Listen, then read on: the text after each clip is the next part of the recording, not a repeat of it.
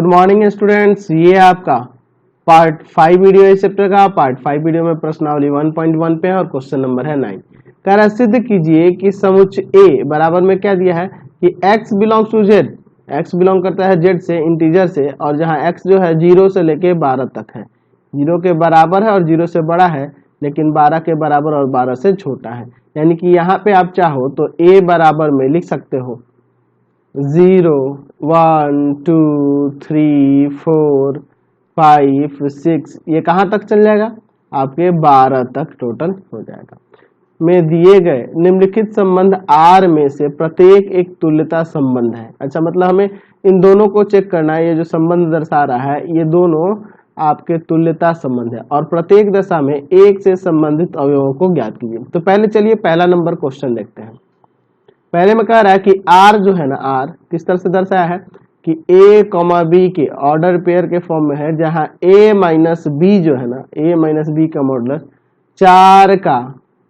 4 का एक गुणज है, 4 का एक गुणज है, 4 का एक गुणज है, यह दर्शा रहा है। ठीक है, 4 का एक मल्टीपल है। तो चलिए इसको हम लोग साबित करते हैं। यहां मान लेते हैं, माना A B C ये तीन ऐसे एलिमेंट है जो बिलोंग कर रहे हैं समुच्चय A से, समुच्चय A से बिलोंग कर रहे हैं, यानी इसी में से कोई एलिमेंट है। ठीक है, चलिए पहला देखते हैं रिफ्लेक्सिव के लिए। फॉर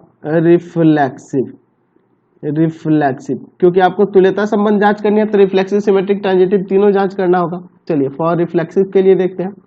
तो मैं यहाँ पे ऐसे लिख सकता हूँ ना कि A बिलोंग्स टू R, यानी मतलब यह हुआ कि मोड के अंदर A माइनस ए क्या आएगा? 0 आएगा, और 0 जो है 4 का एक गुणज है, 4 का एक गुणज है, 4 का एक गुणज है। बिल्कुल है ना जी, बिल्कुल है। अब ए की जगह कोई भी इसमें से हो सकता है, 0 1 2 3 4 कुछ भी ले सकते हैं 12 तक में। ठीक है, तो हर एक कंडीशन में 0 ही आएगा, और 0 एक 4 का गुणज है। देयरफॉर आप कह सकते हैं कि R इज रिफ्लेक्सिव। R क्या है आपका? रिफ्लेक्सिव हो गया, स्वतुल्य हो गया। चलिए अब सिमेट्रिक के लिए देखते हैं। बी नंबर दे के लिखते हैं सिमेट्रिक। फॉर सिमेट्रिक चलिए सिमेट्रिक की बात करें तो मैं यहां लिखता हूं कि A, B belongs to R। अच्छा, इसका मतलब ये हुआ इसके अकॉर्डिंग कि A माइनस बी, मोड के अंदर A माइनस बी जो है 4 का एक गुणज है, एक गुणज है। तो मैं यहां चाहूं तो ऐसे नहीं लिख सकता हूं कि B माइनस A 4 का एक गुणज है, क्योंकि मोड के अंदर है ना जी, ये भी आपका 4 का मल्टीपल ही होगा, तो ये भी 4 का मल्टीपल हो गया, तो ये भी 4 का मल्टीपल, ये भी 4 का मल्टीपल, यानी B माइनस A 4 का मल्टीपल है। इसका मतलब ये हुआ कि B, A भी बिलोंग कर रहा होगा R में। ठीक है, ये भी R में बिलोंग करेगा, समझ रहे हैं ना। चलिए तो यहाँ पे क्या हो जाएगा? Therefore R is symmetric, R is symmetric. ठीक है, चलिए सी देखते हैं। फॉर ट्रांजिटिव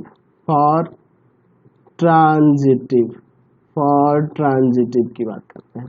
हम लोग यहाँ लिखते हैं कि A, B belongs to R और B, C belongs to R। इन दोनों का मतलब हुआ क्या कि A, B belongs to R का मतलब हुआ कि मोड A माइनस B 4 का एक गुणज है, 4 का एक गुणज है, मल्टीपल है, और B, C belongs to R का मतलब हुआ कि मोड के अंदर B माइनस C जो है 4 का एक गुणज है, 4 का एक गुणज है, 4 का एक गुणज है। चलिए तो अब इसके मतलब हम ये नहीं लिख सकते हैं कि मोड के अंदर A माइनस C 4 का एक गुणज होगा, 4 का एक गुणज होगा, यानी कि A, C भी R से बिलोंग करेगा। Therefore R is transitive, R आपका ट्रांजिटिव हो गया। अब ये सोचो कि सर ये कैसे हुआ? आप सोचो ना, आप सिंपल सोचो। मैं यहाँ पे 0 माइनस 4 ले लेता हूँ, एग्जाम्पल लेता हूँ। ठीक है, यानी कहने का मतलब 0, 4 बिलोंग कर रहा है R से, तथा दूसरा हम लेते हैं 4, 8 बिलोंग कर रहा है R से। यानी इसका मतलब ये 4 आएगा, जो कि 4 आएगा, जो 4 का 1 गुना हो जाएगा, है ना, मल्टीपल ऑफ 4 आ गया। और इसके बारे में बात करेंगे तो इसको मोड 4 -8 करेंगे, यह भी प्लस का ही 4 आएगा, -4 आएगा, लेकिन मोड है तो प्लस में हो जाएगा, तो यह भी आपका 4 का मल्टीपल है। तो आप देख लो 0 0 -8 किया जाए तो ये आपका 8 है, ये भी तो आपका 4 का मल्टीपल ही ना, 2 बार में कट जाएगा। यानी कि यहाँ पे हो रहा है ना कि 0,8 भी बिलोंग कर रहा है R से, और जहाँ देख लो 0, 4 और 8 आपके सेट ए से बिलोंग कर रहा है ना। तो इस तरह से हम लोग देख रहे हैं कि ये ट्रांजिटिव भी हो जा रहा है। देयरफॉर यहाँ कह सकते हैं अतः संबंध R तुल्यता संबंध है, तुल्यता संबंध है। समझ गए ना। चलिए, अच्छा एक और चीज इसमें कह रहा है कि प्रत्येक दशा में एक से संबंधित अवयवों को ज्ञात करिए। आप सोचो अगर आप यहाँ पे ये रिलेशन लेके चलोगे तो यहाँ ए का वैल्यू ये दिया हुआ है, तो इसके अनुसार R क्या होगा, पहले नंबर के लिए R का वैल्यू क्या होगा। आप इसमें 0 0 ले सकते हो, क्योंकि 0 में से 0 घटेगा 0 आएगा और 4 का 1 गुणज हो जाएगा, 1 1 भी हो जाएगा, 2 2 भी हो जाएगा, 3 3 भी हो जाएगा, 4 4 भी हो जाएगा, है ना जी, 5 5 भी हो जाएगा, 6 6 भी हो जाएगा, 7 7, ये कहाँ तक जाएंगे, 12 12 तक जाएंगे। ठीक, उसके बाद क्या आएगा, उसके बाद देखो ना आप ये ले सकते हो 0 4, ठीक है, 0 4 4 0, और क्या ले सकते हैं, तो और हो जाएगा आपका 0 8 8 0, है ना जी, और क्या होगा 8 0 के बाद आपका हो जाएगा 0 12 12 0। फिर उसके बाद एक के साथ किसका लेंगे, ऐसे पेयर लेंगे ना, ताकि घटाने पे आपका 4 का गुना जाना चाहिए, 4 का मल्टीपल आना चाहिए, ऐसा लेना है ना जी। चलिए, तो आप अब ले लो 1 5 5 1 1 9 हो जाएगा, 9 1, ठीक है। अच्छा हो गया। अब क्या करेंगे इसके बाद, अब लेते हैं 2 6 6 2, और क्या हो सकता है 2 10 10 2 3 7 7 3 और 3 11 11 3, ऐसे और भी आएंगे, है ना जी, ऐसे और भी कुछ आएंगे, ऐसे ही ना आएंगे आर के वैल्यू, और भी कुछ आएंगे। तो हमें यहाँ पूछ रहा है कि प्रत्येक दशा में एक से संबंधित अवयवों को ज्ञात करिए।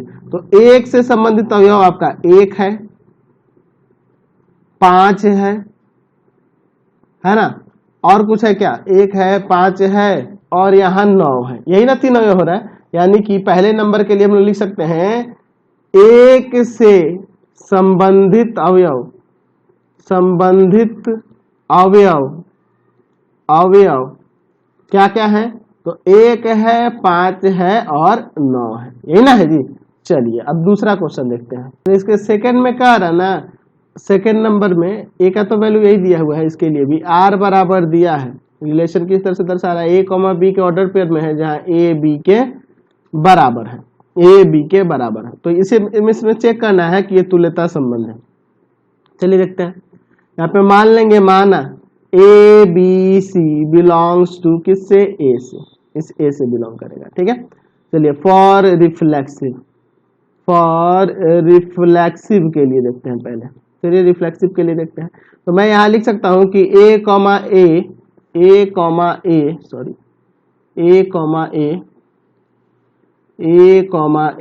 बिलोंग्स टू आर, यानी कि मतलब इसका क्या हुआ कि आप ए बराबर ए कह सकते हो ना, इसके अनुरूप ए बराबर ए होगा ना जी, बिल्कुल होगा। देयरफॉर आर इज रिफ्लेक्सिव, ठीक है, ये आपका रिफ्लेक्सिव हो जाएगा, ठीक है। अब चलते हैं सिमेट्रिक के लिए, फॉर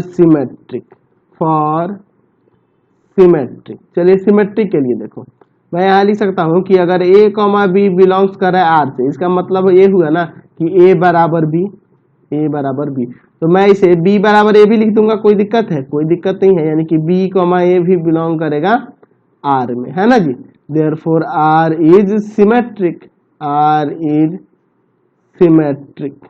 चलिए अब देखते हैं ट्रांजिटिव के लिए, फॉर ट्रांजिटिव, फॉर ट्रांजिटिव। चलिए ट्रांजिटिव की बात करते हैं। मैं लिखता हूं A B belongs to R तथा B C belongs to R. अच्छा, इन दोनों का मतलब क्या हुआ? तो इनका मतलब हुआ कि ए बराबर है बी तथा बी बराबर है सी। तो जब ए बी के बराबर बी सी के बराबर, तो यहाँ कह सकते हैं ना कि ए कॉमा सी भी बिलोंग करेगा आर से, यानी ए बराबर सी हो जाएगा। इसका मतलब ये ना हुआ कि ए बराबर सी, यानी कि A comma C belongs to R, A comma C belongs to R, therefore R is transitive, transitive. तो ये रिफ्लेक्सिव, सिमेट्रिक, ट्रांजिटिव तीनों हो गया। अतः आर एक तुल्यता संबंध है, तुल्यता संबंध है, इक्विवेलेंस रिलेशन है। ठीक है, ये हमारा इक्विवेलेंस रिलेशन आ गया। अच्छा, इसमें अगर आर के वैल्यू की बात करेंगे तो आपके क्वेश्चन में कह रहा था ए कॉमा बी ऐसे सारे ऑर्डर पेयर होंगे जहां ए बी के बराबर होगा। तो इसका वैल्यू आपका पता है क्या आएगा? 0 0, क्योंकि 0 से 12 तक एलिमेंट है ना ए का वैल्यू। अच्छा, 1 1 2 2 यही सब आएंगे। कहां तक आ जाएगा? 12 12 तक यही आएगा, है ना जी, यही ना आएगा। तो इसी में पूछ रहा है अवयव एक से संबंधित, एक से संबंधित, संबंधित अवयव। तो एक से संबंधित अवयव तो आपका एक यही होगा, एक के साथ संबंधित एक ही हो, सिर्फ एक। ठीक है, चलते हैं अगले क्वेश्चन की ओर। चलिए अगला क्वेश्चन देखिए 10 नंबर, बहुत ही सिंपल सा क्वेश्चन है। कह रहा है ऐसे संबंध का उदाहरण दीजिए जो, यहाँ कुछ कंडीशन दिए गए हैं उसके अनुसार चलना होगा। तो मैं पहले मान लेता हूं, माना ए बराबर एक समुच्चय दिया गया है जिसका एलिमेंट 1 2 3 4 काफी है। चलिए 4 एलिमेंट इसके हैं और इसी पर आर एक संबंध है, इसी पर आर एक संबंध है ना। समुच्चय ए पर, समुच्चय ए पर आर एक संबंध है, संबंध है, समुच्चय पर आर एक संबंध है जो सम्मित हो परंतु ना तो स्वतुल्य हो और ना ही संक्रामक हो। तो मैं मान लो आर बराबर में, आर बराबर में, इसका एग्जांपल क्या ले लेता हूं मैं, यहाँ 1 2 और 2 1 ले लेता हूं। ठीक है, तो देखो यह सम्मित है, सिमेट्रिक है, रिफ्लेक्सिव नहीं होगा और ट्रांजिटिव भी नहीं होगा। समझ गए ना? समझ गए, कोई दिक्कत नहीं, एग्जांपल हो गया ये आपका। क्योंकि देखो इसमें 1 1 2 2 3 3 4 4 ये नहीं है तो स्वतुल्य नहीं होगा। संक्रामक के लिए यहाँ देखो 1 2 है, 2 1 है तो 1 1 होना चाहिए, तो वो भी नहीं है। तो इसलिए यह सिर्फ सम्मित है लेकिन स्वतुल्य नहीं है और संक्रामक नहीं है। दूसरा देखो क्या कह रहा संक्रामक हो परंतु ना तो स्वतुल्य हो और ना ही सम्मित हो। ओ, ऐसा कुछ लेना है। चलिए, मतलब कि आपका सिर्फ संक्रामक होना चाहिए ना, स्वतुल्य सम्मित नहीं होना चाहिए। तो मैं यहाँ देखो 1 2 लेता हूँ, 2 3 लेता हूँ और 1 3 लेता हूँ। आप देखो 1 2 है, 2 3 है, तो यहाँ 1 3 भी है, 1 3 भी है। तो ये संक्रामक हो जा रहा है, स्वतुल्य नहीं है क्योंकि 1 1 2 2 3 3 4 4 ये सब नहीं है, और सम्मित भी नहीं है क्योंकि यहाँ 1 2 है तो 2 1 नहीं है ना जी, तो सम्मित भी नहीं है। चलिए तीसरा, स्वतुल्य और सम्मित हो किंतु संक्रामक ना हो, स्वतुल्य भी हो जाए और सम्मित भी हो जाए लेकिन संक्रामक ना हो। तो मैं यहाँ पर आर बराबर ले लेता हूँ। स्वतुल्य होना चाहिए तो पहले तो उसमें 1 1 होना चाहिए, 2 2 होना चाहिए, 3 3 होना चाहिए, 4 4 होना चाहिए, समुच्चय के अकॉर्डिंग ये तो होना चाहिए स्वतुल्य के लिए। अच्छा, अब इसमें दिखाना है कि सम्मित भी हो जाए लेकिन संक्रामक नहीं हो। अच्छा, तो मैं एक काम करता हूं, इसमें ले लेता हूं 1 2 2 3 और 1 है ना, सॉरी 1 2 लिया है ना, तो 1 2 और 2 1 2 देंगे तो गड़बड़ हो जाएगा। इसमें दूसरा कुछ लेते हैं 1 3 या 2 3 ले लेते हैं, 2 3 3 2 और भी इसमें कुछ एलिमेंट ले लेते हैं। और इसमें क्या जोड़ दिया जाए, चलो इसको जोड़ देते हैं 1 2 को और 2 1 को। ठीक है, ये भी जोड़ देते हैं। देखो अब ये हो गया, ये आपका पहले तो देख रहे हैं कि स्वतुल्य है क्योंकि ये 1 1 2 2 3 3 4 4 है। अच्छा, स्वतुल्य हो जा रहा है, सम्मित सममित हो तो सममित, देखो ये सब पलटेंगे तो आपको सिमेट्रिक आएगा, पलटने में सिमेट्रिक आ जा रहा है, ठीक है। किंतु संक्रामक ना हो, तो संक्रामक में देखो मैं एक कंडीशन दिखाता हूँ यहाँ पे। यहाँ पे देखो 3-2 है, 3-1 2-1 है, 3-2 है, 2-1 है, तो 3-1 चाहिए ना, तो 3-1 का है नहीं ना, है ये संक्रामक नहीं हुआ। चलिए चौथा देखिए 4 नंबर, स्वतुल्य और संक्रामक हो किंतु सम्मित नहीं हो। स्वतुल्य और संक्रामक हो किंतु सम्मित नहीं है, तो स्वतुल्य होने के लिए ये तो चाहिए ही ना, 1-1 2-2 3-3 4-4 स्वतुल्य हो गया। अच्छा संक्रामक होना चाहिए लेकिन सम्मित नहीं, तो यहाँ पे एक काम करते हैं 1-2 2-3 और 1-3, देख लो ये संक्रामक भी हो जाएगा, 1-2 है 2-3 है, और 1-2 है 2-3 है, तो 1-3 भी है यहाँ पर, ठीक है। और बाकी इसके साथ जोड़ोगे तो भी आपका हो जाएगा, ठीक है। तो यह आपका देख रहे हैं स्वतुल्य भी हो जा रहा है, संक्रामक भी हो जा रहा है, लेकिन सम्मित नहीं है, क्योंकि 1-2 है तो इसमें 2-1 कहाँ है, नहीं ना है। चलिए तो सिंपल है, इसी तरह से एग्जाम्पल देना था। 5 नंबर देखिए, आर सम्मित होना चाहिए और संक्रामक होना चाहिए, स्वतुल्य नहीं हो। तो सम्मित और संक्रामक हो जाए लेकिन स्वतुल्य नहीं हो, तो क्या दिक्कत है भैया, मैं यहाँ पे ले लेता हूं 2-2 2-2 2-3 3-2, देखो यहाँ पर यह सम्मित है, पलटोगे यह आ जा रहा है सम्मित है। संक्रामक देख लेते हैं 2-2 2-3 फिर 2-3 2-3 3-2 2-2 है ना, देख लो 3-2 2-2 और ये 2-3 है ना जी, समझ रहे हैं ना बात को। चलिए तो इसमें एक और जोड़ना चाहिए था, मैं 3-3 जोड़ना चाहिए था, 3-3, क्योंकि देखो संक्रामक चाहिए ना, तो यहाँ देखो 3-2 2-3 तो 3-3 भी चाहिए ना, तो हो गया। संक्रामक है, सम्मित भी है, लेकिन स्वतुल्य नहीं है, क्योंकि इसमें 1-1 और 2-2 नहीं है, समझ गए ना। तो ऐसे ही हमें एग्जाम्पल देने थे।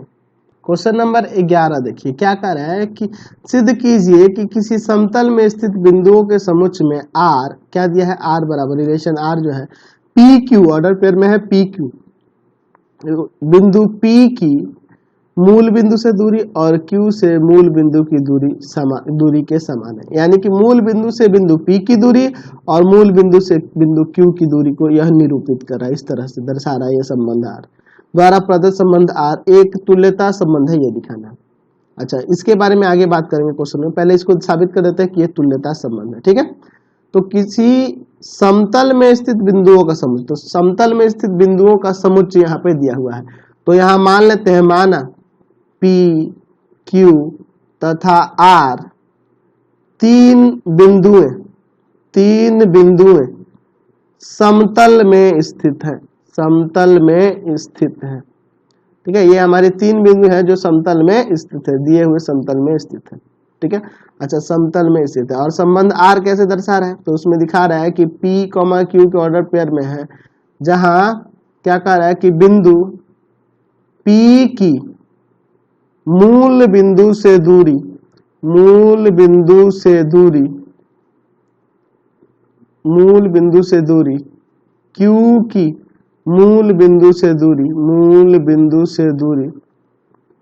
बिंदु से दूरी के समान है। यहां पे एक काम करते हैं आसान करने के लिए, मान लेते हैं, माना O मूल बिंदु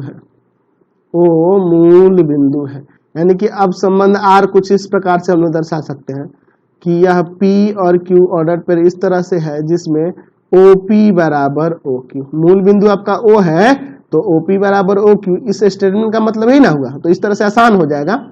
चलिए देखते हैं, पहला फॉर रिफ्लेक्सिव, पहले रिफ्लेक्सिव की बात करते हैं। तो रिफ्लेक्सिव के लिए हम लोग यहाँ ले सकते हैं कि P, P belongs to R, यानी कहने का मतलब कि OP बराबर OP ले सकते हैं ना, यानी मूल बिंदु से P बिंदु की दूरी मूल बिंदु से P बिंदु की दूरी के बराबर होगा, therefore R is reflexive, R reflexive हो जाएगा, ठीक है, यह आपका रिफ्लेक्सिव हो जाएगा। चलिए अब चलते हैं सिमेट्रिक के लिए।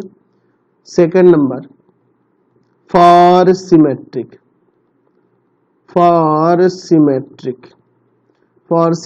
मैं यहाँ पे लिखता हूँ कि P Q belongs to R, यानी मतलब हुआ कि मूल बिंदु से P की दूरी और मूल बिंदु से क्यू की दूरी, दोनों की दूरियां बराबर है, यानी OP बराबर OQ है। तो इसे मैं OQ बराबर OP भी तो लिख सकता हूँ ना, यानी कहने का मतलब कि Q और P भी बिलोंग कर जाएगा R से। देयरफॉर यहाँ कह सकते हैं, यहाँ पे क्या कह सकते हैं कि R इज सिमेट्रिक, संबंध R जो है सिमेट्रिक हो जाएगा। चलिए अब तीसरा देखते हैं, फॉर ट्रांजिटिव। चलिए ट्रांजिटिव की बात करते हैं। तो ट्रांजिटिव होने के लिए देखिए, मैं यहाँ मान लेता हूँ कि एक बिंदु P और Q जो है मूल बिंदु से इसकी दूरी बराबर है, यानी कि ये बिलोंग कर रहा है R से, तथा या एंड Q, R, यह दोनों बिंदु भी R से बिलोंग कर रहे हैं। यानी इसका मतलब क्या हुआ, इसका मतलब हुआ कि OP बराबर OQ एंड इसका मतलब हुआ OQ बराबर OR, मूल बिंदु से दूरियां बराबर है। अच्छा, OP OQ के बराबर और OQ OR के बराबर, यहाँ से OP बराबर OR भी हो जाएगा।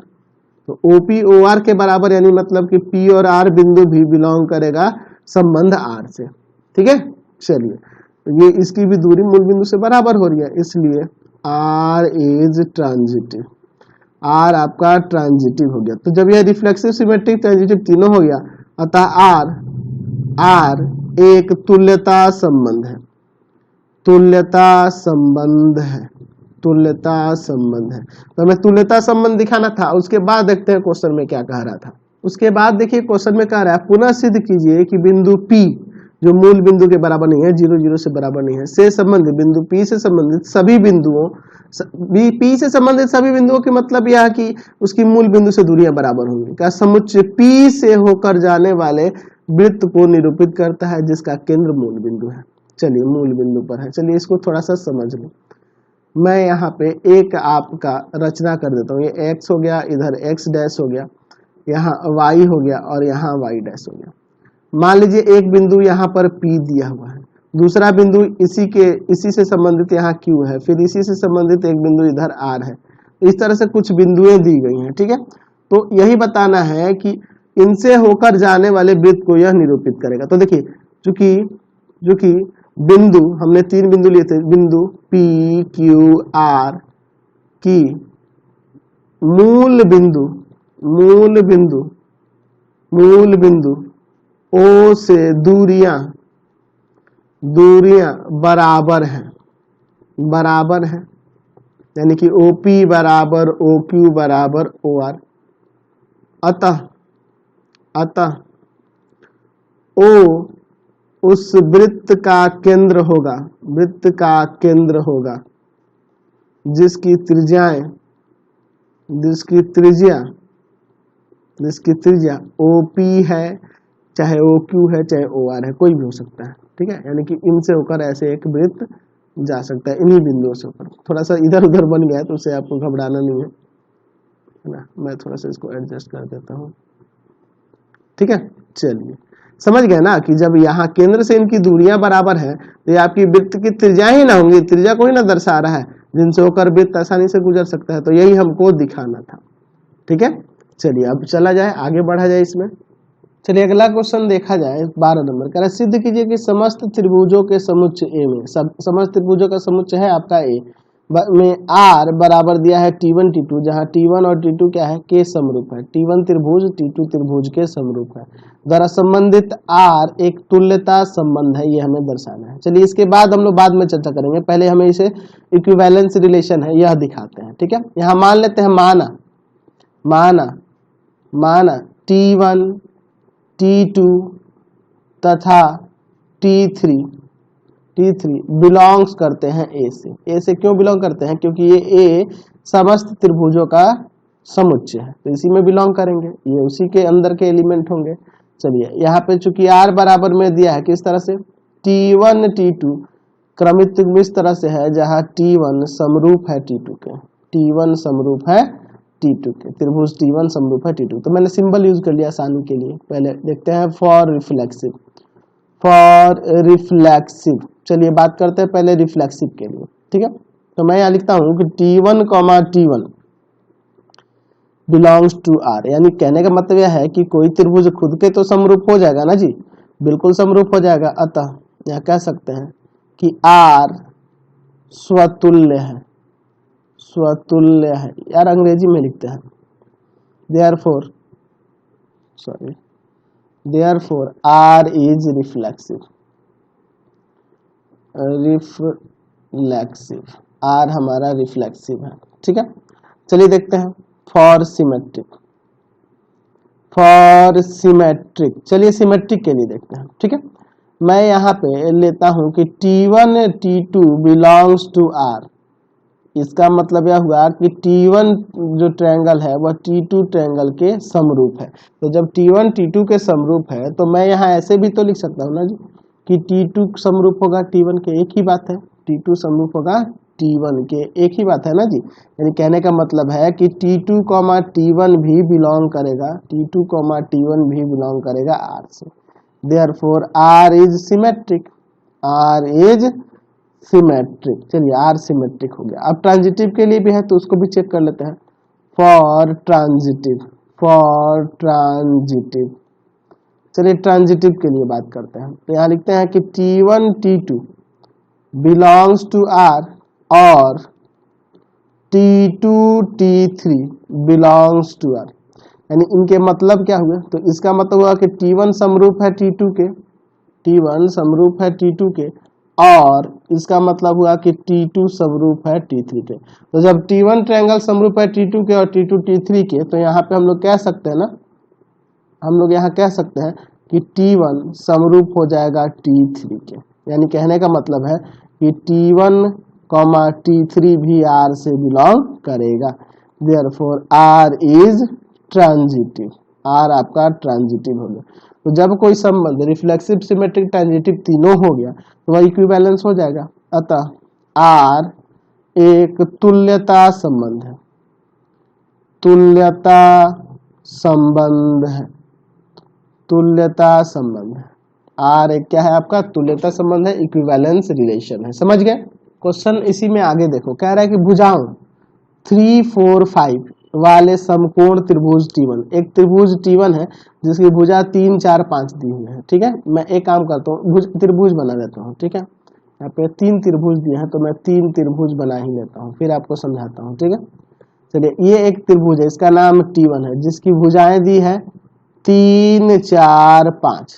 ठीक है, समकोण त्रिभुज है। दूसरा त्रिभुज है T2, इसकी भुजाएं दी हुई है 5, 12, 13।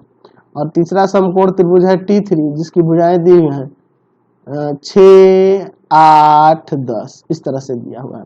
तो कह रहा है कि इनके बीच T1, T2, T3 में कौन सा त्रिभुज में परस्पर संबंध है। इन तीनों में से किस में परस्पर संबंध है? तो देखो इसमें कोई संबंध नहीं दिख रहा है, इसमें T1 और T3 संबंधित हैं। क्यों? क्योंकि देखो 3/6 इनके संगत भुजा का अनुपात, 4/8 और 5/10 इनके संगत भुजाओं का अनुपात बराबर हो रहा है। देख रहे ना, ये बराबर होगा, यानी सबका 1/2 ही ना आएगा जी, सबका 1/2 के बराबर है, सबका बराबर आएगा 1/2 1/2। यानी कि T1 त्रिभुज समरूप है T3 के। T1 T3 में यही संबंध है कि ये दोनों आपस में समरूप है। ठीक है, T2 कुछ नहीं है। समझ गए? तो इस वीडियो में मैं इतना ही रहने देता हूँ, नेक्स्ट वीडियो में आगे क्वेश्चन को देखेंगे। प्लीज आप चैनल को सब्सक्राइब करेंगे, वीडियो को लाइक शेयर करेंगे, और इससे रिलेटेड जो भी वीडियो देखना होगा NCERT, KCC सबका लिंक डिस्क्रिप्शन में मिल जाएगा आपको। Thanks for watching the video, और कमेंट करके जरूर बताना कि हमारे चैनल के वीडियो आपको कैसे लगते हैं।